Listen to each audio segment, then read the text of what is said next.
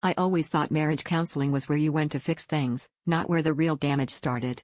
3 months ago, I agreed to weekly sessions because my wife said we were drifting, but I never imagined the kind of secrets hiding in those softly lit therapy rooms.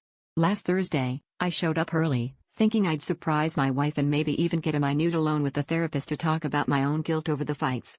Instead, I opened the door and found her sitting on the couch, phone propped up, rehearsing a tearful confession about sleeping with someone else, except she was practicing her lines, not actually confessing.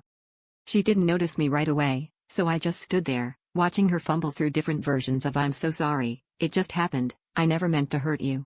The therapist was nodding, coaching her on tone and body language, like this was some kind of performance review. I felt sick, like the air had been punched out of me, but I couldn't move. When she finally saw me, her face dropped, not out of guilt, but because the rehearsal was ruined. The therapist tried to smooth things over, but I just walked out, feeling like I'd been set up in my own life. That night, she texted me a real confession, almost word for word what she'd rehearsed.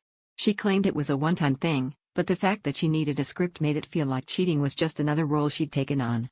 The worst part was realizing how much of our marriage had become theater, quiet dinners, fake smiles, arguments that never actually solved anything.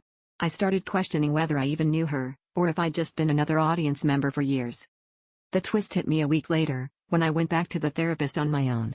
In the middle of talking about my anger, I blurted out that I'd been hiding something too. I never wanted to get married in the first place, I just didn't know how to say no to her. It was like the only honest thing in the room, and suddenly, I understood why the truth had to be rehearsed in our marriage. Neither of us ever knew how to say what we actually felt.